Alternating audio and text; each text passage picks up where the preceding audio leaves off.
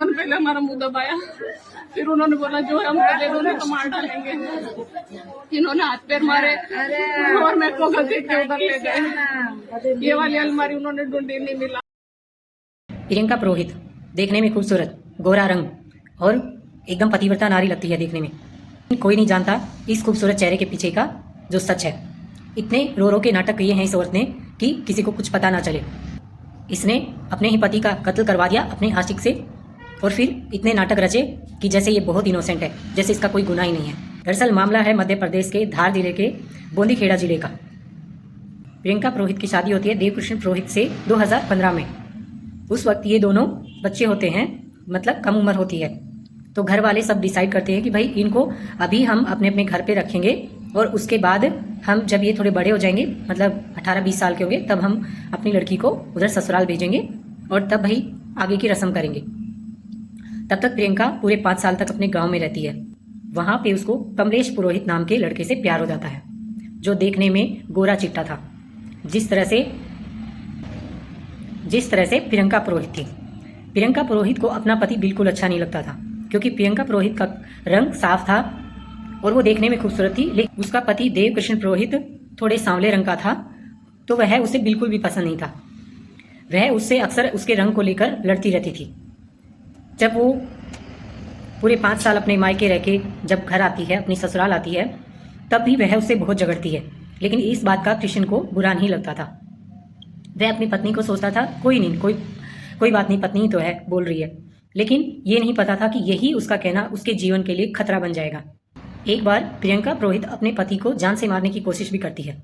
ये तो अच्छा होता है कि वहाँ उस समय उनके घर में उसकी माँ और बहन होती हैं, तो कृष्ण को वहाँ पे बचा लेती हैं। लेकिन उसके बाद में वह उन सबसे माफ़ी मांगती है कि भाई मुझसे गुस्से में हो गया, आगे से मैं ऐसा नहीं करूँगी।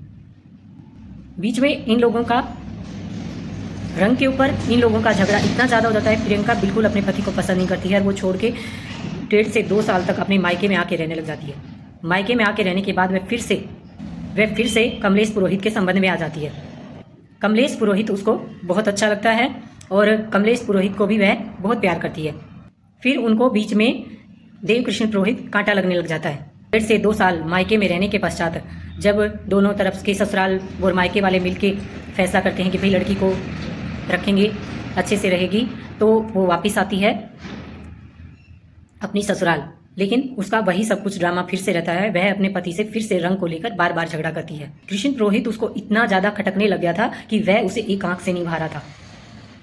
वह अपने प्रेमी कमलेश को फ़ोन करती है और कहती है कि हमेशा हमेशा के लिए मेरे रास्ते से इस देवकृष्ण को हटा दो। इस पर दोनों मिलकर प्लान बनाते हैं।